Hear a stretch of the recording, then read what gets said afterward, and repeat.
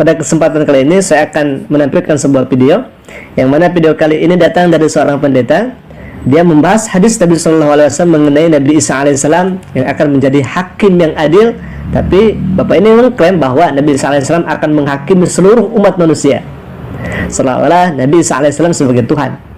Yang kedua, bapak ini mengklaim bahwa katanya di Indonesia ada lebih dari 40 juta yang murtad. Tapi yang disayangkan, bapak ini tanpa didasari dengan data dan fakta yang ada. Untuk itu, kita akan jawab segala kekeliruannya, dan kita akan jawab bagaimana perkembangan kaum muslimin di Indonesia melalui statistik, melalui data tentunya. Silakan kita akan simak videonya berikut ini. Supaya saudara mengerti hari-hari ini kita ada di era apa, yang kita pasti tahu adalah ya, Isa Al-Masih akan datang menghakimi seluruh umat manusia. Itu yang saya baca, itu yang saya diajarkan oleh ustaz-ustaz saya. Hakimnya tetap Isa Al-Masih. Ya, kita kenal Yesus Kristus sebagai penebus kita yang mendamaikan kita dengan karya salibnya dengan Allah kita. Pertama, pendeta ini mengklaim bahwa Nabi Isa Alaihissalam sebagai hakim yang adil bagi seluruh manusia.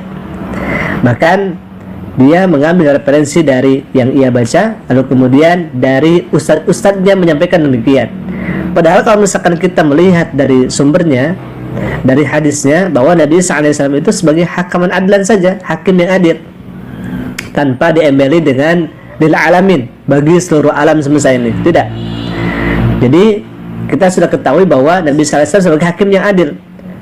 Jangankan Nabi Isa Alaihissalam, para hakim-hakim yang ada di muka bumi ini, ya, yang memutuskan suatu perkara, itu dituntut untuk menjadi hakim yang adil.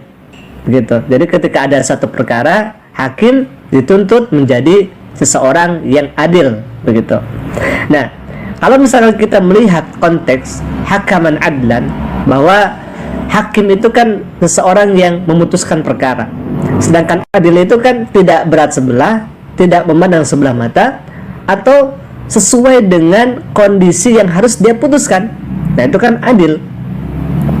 Artinya kalau misalnya kita tarik kesimpulan makna dari hakim yang adil bagi Nabi Isa Alaihissalam, Nabi Isa Alaihissalam akan memutuskan sesuatu yang hak, akan memutuskan sesuatu yang benar. Apa itu?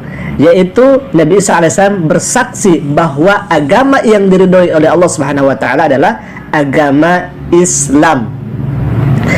Hal ini berkaitan dengan hadis Nabi yang berikutnya. Kebanyakan para misionaris itu tatkala membaca hadis ini sampai hakaman adlan saja, tanpa dilanjutkan hadis berikutnya. Padahal kalau misalkan kita melihat kepada redaksi hadis yang berikutnya, bahwa Nabi Isa Alaihissalam fayaqsirus saliba, akan menghancurkan salib-salib. Artinya Nabi Isa Alaihissalam akan menghakimi orang-orang yang menuhankan dirinya, orang-orang yang menjadikan Nabi Isa Alaihissalam sebagai Tuhan, bukan sebagai utusan. Jadi kalau misalkan kita memahami hadis, jangan sepotong, harus sampai akhir, biar tidak terjadi kesalahan dalam berpikir. Nah, itu yang pertama. Jadi pendeta ini mengklaim bahwa Nabi Isa Alaihissalam akan menjadi hakim yang adil bagi seluruh manusia. Padahal dalam redaksi hadisnya tidak dikatakan lil alamin, akan tetapi hanya sebagai hakim yang adil. Tapi kalau misalkan kita tarik dari kata-kata hakim yang adil itu, bahwa Nabi Isa Alaihissalam akan memutuskan sesuatu yang benar, akan memutuskan sesuatu yang hak. Apa itu? Yaitu dinul Islam. Inna dina indallahil Islam. Agama yang diridhoi oleh Allah Subhanahu wa taala adalah agama Islam. Dari mana kita tahu? Karena lanjutan hadis itu adalah fayaqsir salib wa yad'ul jizyata dan lain sebagainya. Begitu ya. Nah, ini menjelaskan kepada kita bahwa Nabi Isa Alaihissalam hanya sebagai utusan Allah Subhanahu wa taala. Kita akan lanjutkan lagi kepada berikutnya, sahabat. Di Indonesia itu ada dua golongan. MB, namanya MB sudah diseminarkan di seluruh dunia, dan ini sudah bukan rahasia umum saja lagi.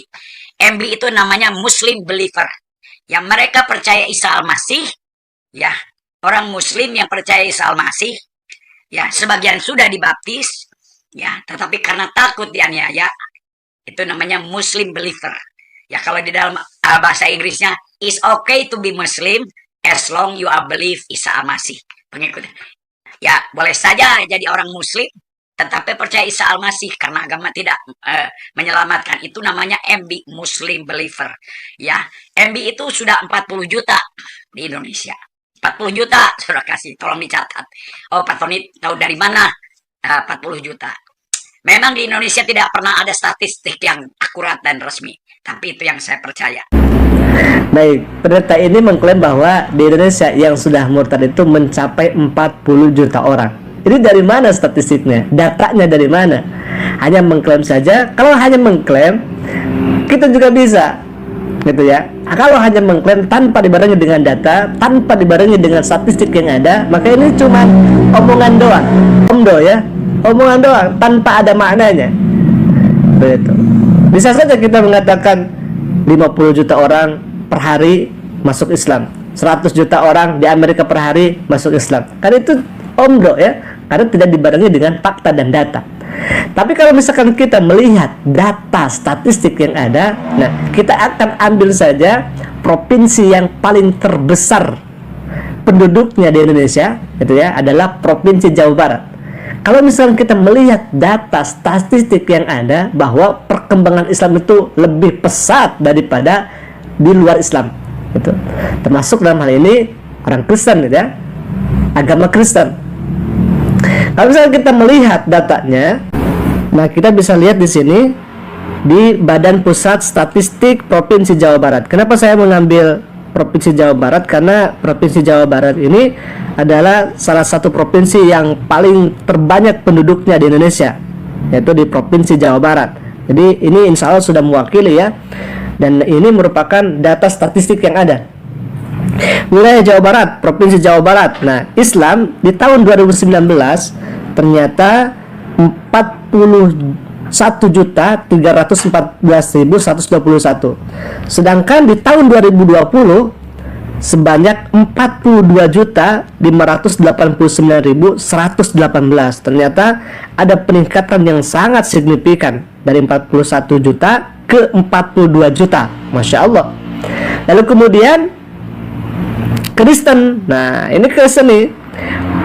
Tahun 2019 sebanyak 2.714.335, sedangkan di tahun 2020 sebanyak 2.178.002. Nah, Masya Allah, ini ada penurunan justru. Kalau misalkan kita melihat Katolik tahun 2019 ternyata jumlahnya 312.715 saja, sedangkan tahun 2020 311.679. Artinya kalau misalkan melihat data statistik yang ada, dan ini tidak bisa dibantah karena ini melalui sensus ya dan lain sebagainya, begitu. Jadi kalau misalkan kita melihat faktanya di lapangan dengan data-data yang ada, ternyata kaum muslimin itu lebih banyak daripada non muslim, begitu. Jadi sangat salah yang mengatakan bahwa orang muslim 40 juta sudah murtad, padahal ini bertentangan, bertolak belakang dengan data statistik yang ada yang menunjukkan bahwa kaum muslimin ternyata lebih banyak, lebih besar daripada di luar sana, agama di luar sana. Bahkan ada peningkatan dari tahun ke tahun. Kalau misalnya kita lihat sampai 1 juta peningkatan dari tahun ke tahun. Ini sangat luar biasa, sahabat. Nah, kita akan lanjutkan lagi video berikut ini, sahabat. Silakan. Saya ngajarinya aneh. Di dalam rukun Islam katanya harus percaya kepada Injil. Di dalam rukun Islam katanya harus percaya kepada Injil. Di dalam rukun Islam katanya harus percaya kepada Injil. Tapi ustaz saya ngajarin, kamu jangan baca Injil. Kenapa? Saya bilang, pokoknya jangan baca, haram katanya. Pegang aja haram. Saya pegang aja haram. Ngeri banget saya bilang. Ya, saya orangnya penasaran. Ya, karena apa? Yang haram itu enak. Waktu itu kan belum kenal Tuhan. Yang haram itu enak, babi haram katanya. Setelah dicobain enak. Dulu haram jadi harum, sudah kasih. Wah, haram katanya. Ya. Berzina katanya haram. Ya dulu belum kenal Tuhan Yesus. Saya cobain enak juga. Bapak ini mengatakan bahwa dalam rukun Islam itu harus percaya kepada kitab Injil. Ini menunjukkan kepada kita bahwa Bapak ini sebetulnya dangkal terhadap ilmu keislaman. Kenapa dikatakan demikian? Karena mana ada dalam rukun Islam itu harus percaya kepada kitab Injil. Nah, kita akan jelaskan kepada Pak Pendeta ini, termasuk kepada non-muslim di sana ya. Yang pertama, rukun Islam harus kita pahami bahwa rukun Islam itu ada 5. Yang pertama syahadat, 2 sholat, 3 zakat, 4 puasa. Yang kelima adalah naik haji ke Baitullah bagi orang yang mampu. Mana ada dikatakan bahwa rukun Islam itu percaya kepada kitab Injil. Baik, itu yang pertama. Artinya Bapak ini sangat dangkal terhadap ilmu keislamannya. Bahkan tadi Bapak ini membawa ustadz, katanya dalam rukun Islam harus percaya kepada kitab Injil. Baik. Yang kedua, kita percaya kepada kitab-kitab Allah Subhanahu wa taala itu berada dalam rukun iman. Sebagaimana kita ketahui bahwa iman yang pertama itu adalah iman kepada Allah, iman kepada malaikat, iman kepada kitab-kitab Allah Subhanahu wa taala termasuk kitab Injil. Pertanyaannya, apakah kaum muslimin percaya kepada kitab Injil? Sangat percaya.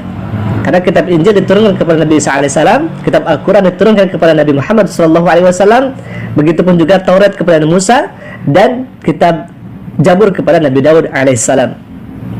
Pertanyaannya, apakah kita percaya kepada kitab Injil? Sangat percaya. Tapi kitab yang mana dulu?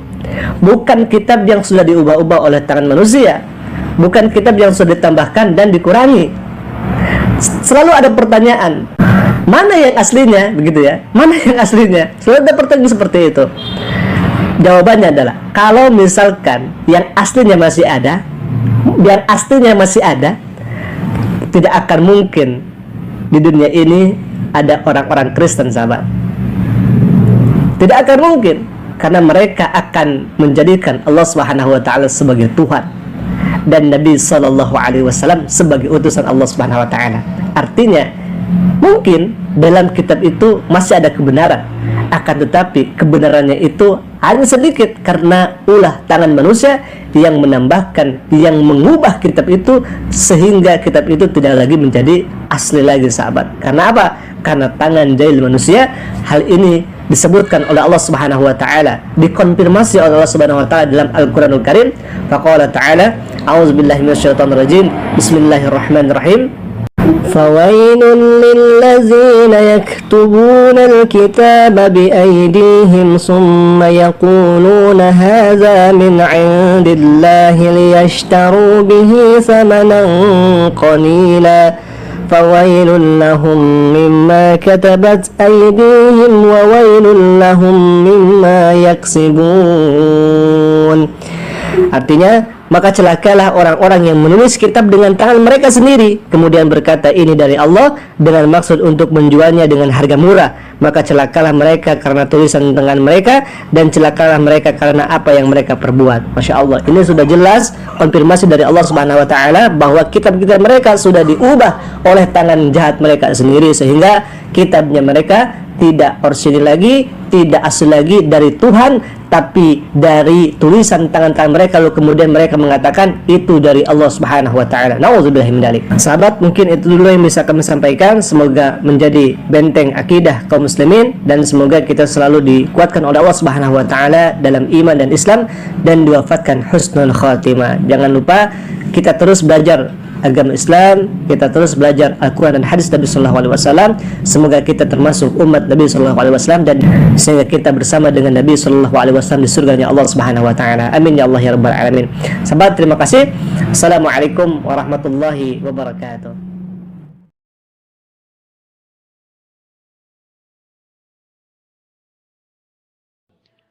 Yeah, actually, I have a few questions. Certainly. My first question is Jesus God or the Son of God? Jesus is God's Son. So he's not God. He is not God. No, he is not. And the Holy Spirit, is he God? The Holy Spirit is God, yes. So there's two gods. There is one God. There is only one God, actually. And that is God, the Holy Spirit. So the Father isn't God. Yes. So You're the getting Father it. isn't God and the Son isn't God. Yes. And the Holy Spirit is God. Yes. You understand it. Yes. So who's the Father? God. You just said he isn't God. He is God. No, you just said the Father wasn't God, the Son wasn't God, the Holy Spirit was God. No, I did not. No, he is he is God. Yes, he is.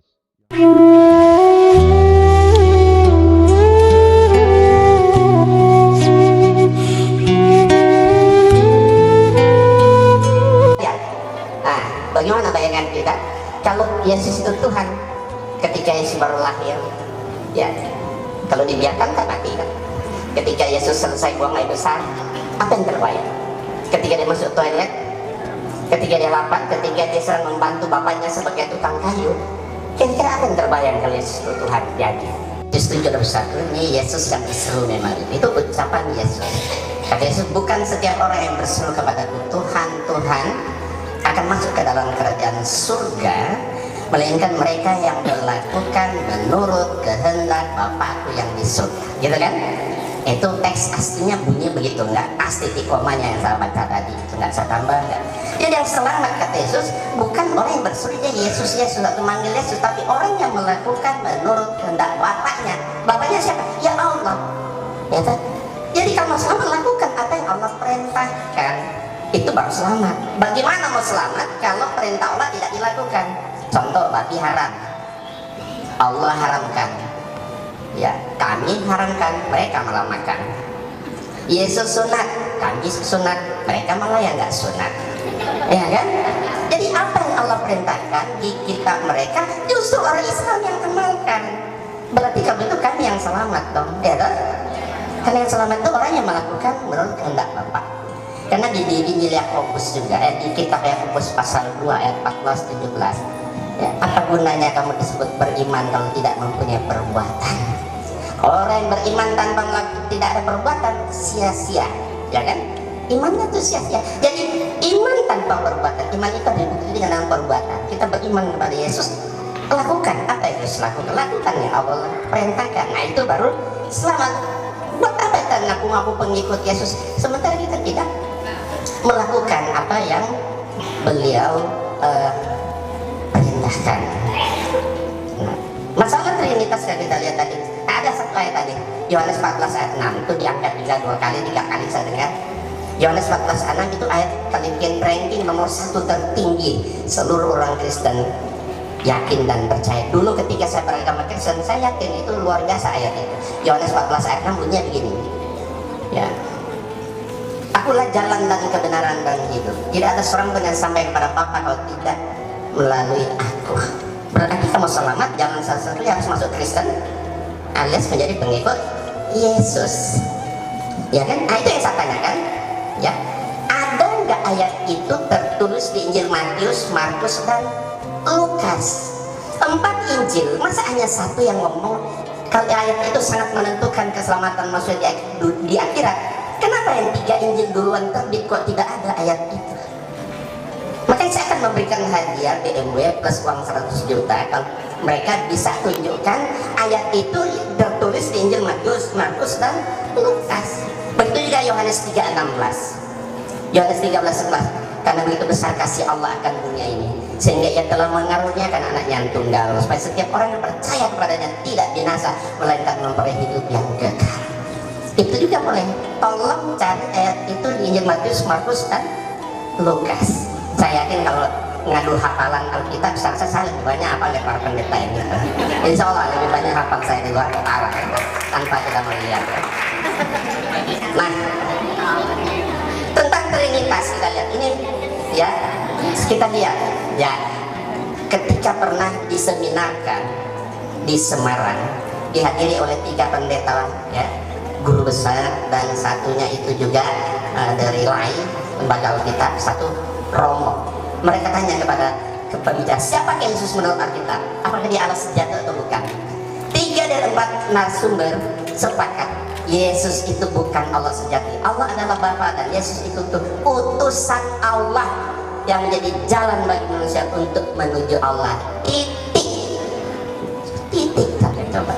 Jadi Yesus itu bukan Allah sejati, tapi dia jalan aja. Jadi rumusan Konsili Nisia tahun 325 Masehi yang mengatakan bahwa Yesus adalah pribadi kedua dari Allah, saat ini sudah banyak para teolog tegas mengatakan bahwa dogma Trinitas sudah waktunya ditinjau kembali atau dirombak, bahkan ditinggalkan sama sekali. Nah makanya ya saya berharap bapak-bapak kita ini sebelah kiri coba tinjau kembali apa betul rumusan Trinitas, karena tidak masuk akal Tuhan itu punya 3 oknum, Tuhan Bapa, Tuhan Anak, Tuhan dan Tuhan Roh Kudus. Dalam pandangan Islam Allah berfirman, laqad kafara alladzina qalu innallaha wal masih ibnu Maryam. Sungguh kafirlah orang-orang mengatakan bahwasanya Allah adalah Al-Masih putra Maryam. Laqad kafara alladzina qalu innallaha thalithu tsalasa. Kafirlah orang mengatakan bahwasanya Allah salah satu dari yang 3 Trinitas. Kafir, dan tempatnya di mana? Di neraka. Makanya kamu selamat ya, saya berharap ya kembali kepada ajaran Islam, insya Allah.